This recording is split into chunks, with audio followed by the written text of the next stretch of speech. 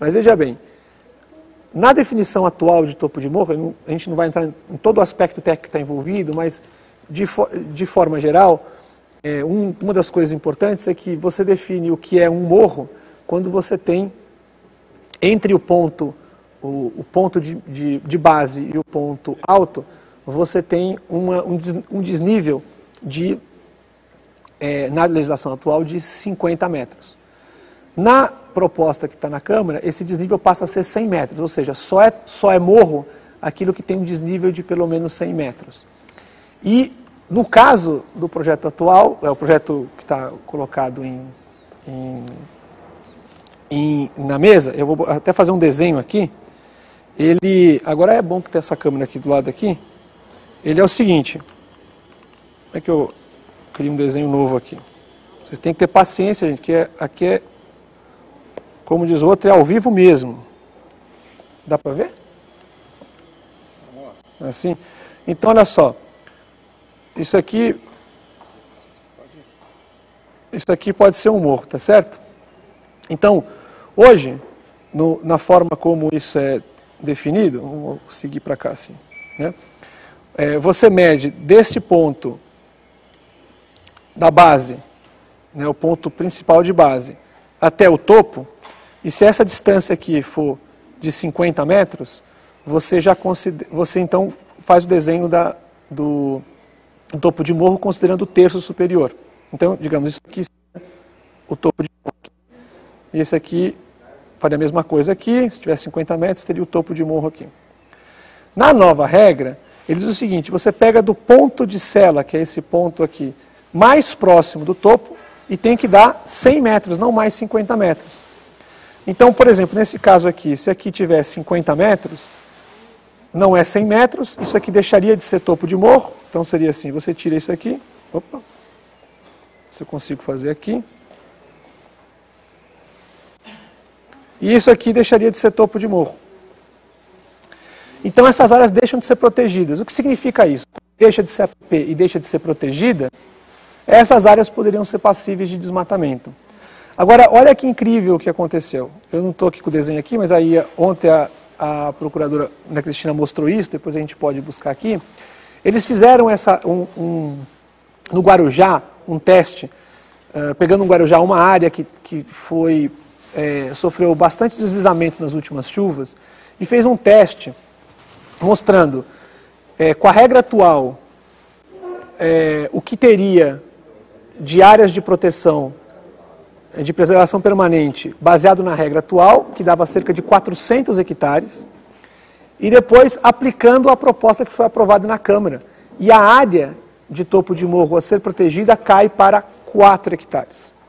De 400 hectares para 4 hectares. Ou seja, praticamente desapareceria as áreas a serem protegidas em topo de morro. Além da possibilidade de você ter o desmatamento dessas áreas porque deixam de ser área de proteção permanente, tem um fator gravíssimo, que é você aumenta em muito os riscos de deslizamentos que nós podemos ter nessa região. Então,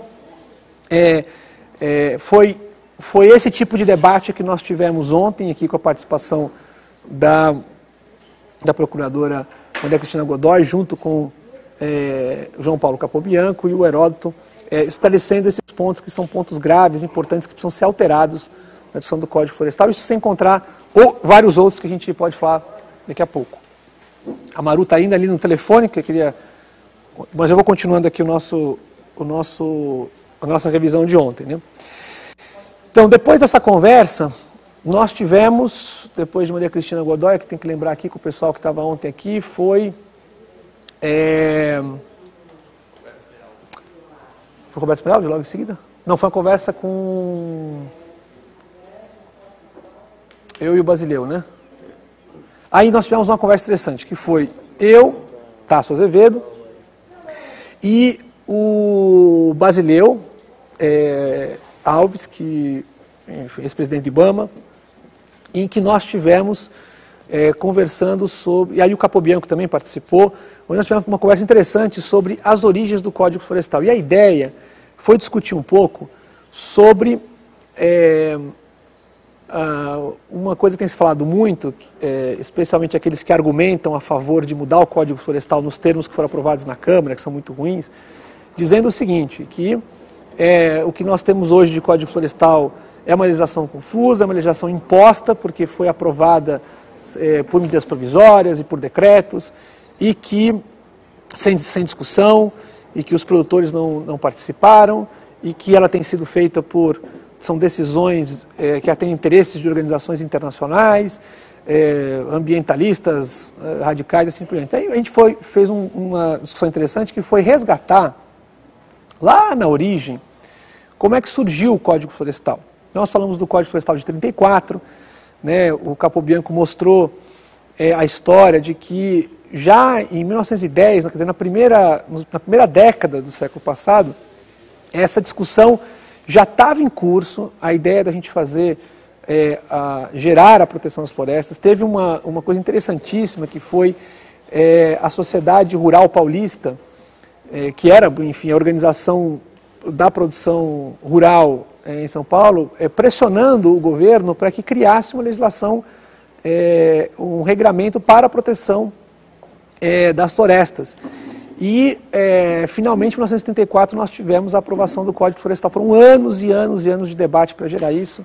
Esse Código Florestal original já tinha os conceitos atuais, quer dizer, tinha florestas de proteção, florestas de produção, ou de rendimento, né, que eles chamavam, e assim por diante. Então, esse Código Florestal, ele tinha conceitos muito bem elaborados, mas ele tinha pouco regramento, por exemplo, de quanto que era exatamente a área de proteção, em que lugares elas estariam localizadas e assim por diante. Então, foi muito pouco aplicado.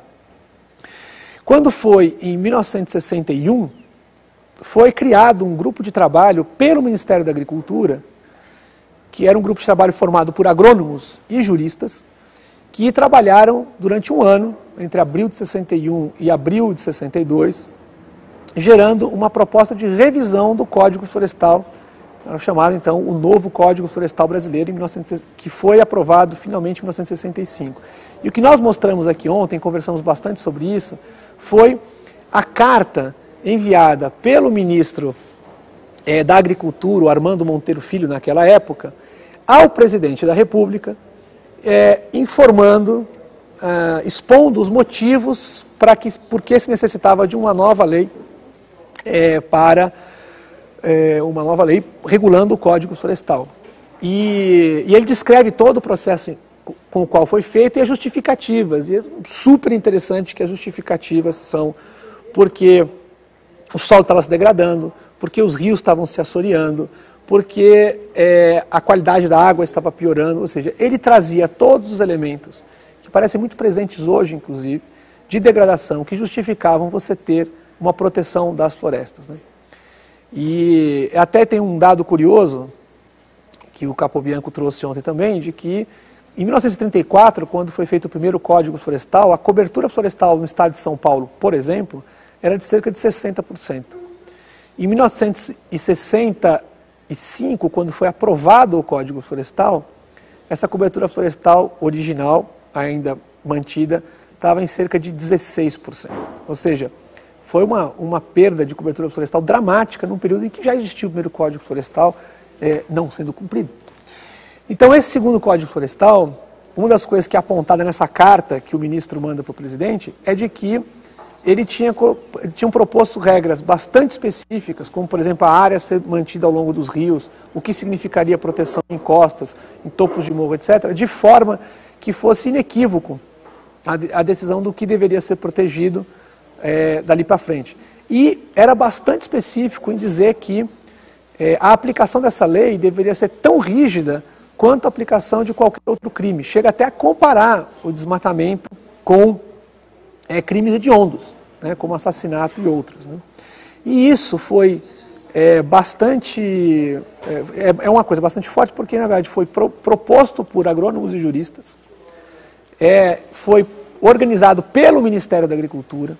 Demorou um ano o processo de elaborar o projeto de lei. Esse projeto de lei foi enviado para o Congresso e ele demorou 3 anos para ter a sua aprovação, que aconteceu só em 1965, já sob égide do regime militar. Então, é um projeto de lei desde a sua origem.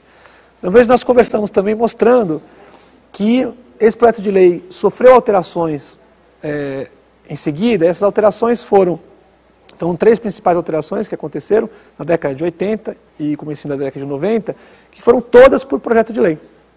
A última alteração que ele teve, que era alguns detalhes sobre regulamentação, que foram feitos na Lei de Gestão de Florestas Públicas em 2006, foi a última alteração. Mas a única alteração do Código Florestal que não foi feita por lei, mas por medida provisória, foi em 2001, ainda no governo Fernando Henrique Cardoso, uma medida corajosa, importante, que foi o aumento da área de reserva legal, a área que deve ser mantida como floresta, de 50% para 80%. Lembrando que isso foi feito num período em que nós tivemos as maiores taxas de desmatamento na história, né? Então, quer dizer, o que é importante disso? Primeiro, o Código Florestal não é produto da imaginação fértil, megalomaníaca ou louca de qualquer indivíduo, especialmente, muito menos de ambientalistas.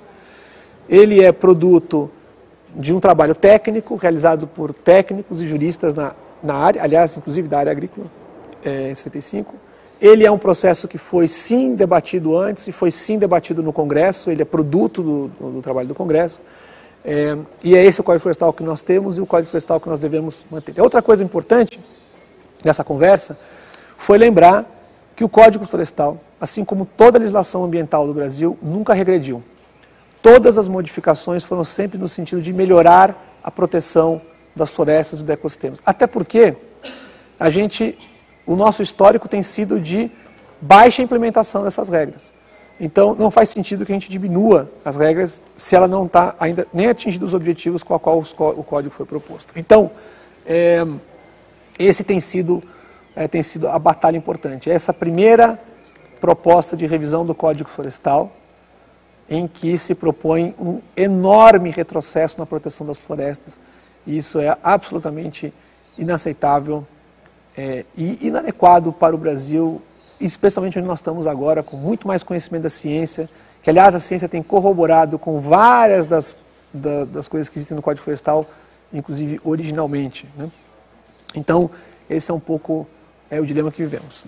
Foi isso que nós fizemos até ontem, no finalzinho da manhã, e aí tivemos, vem cá, Maru, senta aqui. Maru, ajuda aqui, senta aqui, Maru. Pode ser aqui ou onde que é melhor? Tem uma câmera aqui atrás, então não sei se... Melhor aqui? Aqui? Senta aqui, Maru. Aqui, do ladinho, tá? Tá atrás do computador aqui. Então, depois disso, Maru, a gente teve o quê? Depois foi o Roberto Smeraldi, né? Eu não consegui ouvir onde você falou. Então. A gente teve, eu ali, nós estamos na casa ainda, né? Ainda não entrou Então, 9h50, mais 10 minutos. Vamos falar um pouquinho rapidinho para fechar o dia, depois a gente volta aqui para falar um pouco da sessão de hoje. Nós tivemos depois aqui o Roberto Smeraldi com a... Ontem nós tivemos a Cris Couto, que puxou aí durante mais de 2 horas um bate-papo com o Roberto Smeraldi, do Amigos da Terra, e a Rebeca Lehrer, da Matilha Cultural. E o Roberto deu um bom panorama aí sobre as questões do código, e depois a entrada da Rebeca ajudou aí a trazer um pouco de umas questões, ouvir um pouco que as pessoas estavam comentando no Twitter. Na sequência, mais à tarde, a gente conseguiu ter uma transmissão direto de Brasília com o pessoal, né? A Adriana Ramos, o Raul Silva Teles Luiza e o Mário Mantovani da SOS Mata Atlântica, que contaram um pouquinho como é que as coisas estavam acontecendo lá em Brasília ontem. E no final do dia a gente teve o professor Ricardo Abramovay, que conseguiu juntar uma turma aí de pesos pesados do conteúdo sobre o código, começando pelo Rodrigo Junqueira, que falou direto de Canarana por telefone com a gente. Canarana, Mato Grosso, né? Canarana, Mato Grosso. Próximo da área do Xingu, fronteira do desmatamento. Exatamente, mostrou um vídeo super interessante, contou um pouco das experiências bem-sucedidas que estão sendo desenvolvidas lá na região. Depois, né, junto com o Rodrigo também, a gente teve o Rafael Feltran, que é da USP, da FEA-USP também, que também contou um pouco sobre o estudo dele sobre o Cerrado. Né, a ideia, esses pesquisadores tanto mostraram para a gente, né, os lados complicados aí do projeto em discussão, como também formas de fazer dentro da lei, formas de fazer dentro daquelas teses que estão sendo defendidas. Ricardo entrou ontem também, Ricardo Rodrigues, né? Sim, aí na sequência teve um bom papo do Ricardo Abramovay com o José Eli da Veiga. Depois nós tivemos o Ricardo Rodrigues, da Exalc, também por telefone, que mostrou exemplos bem interessantes aqui de estudos na região de São Paulo, né, sobre a agricultura de São Paulo.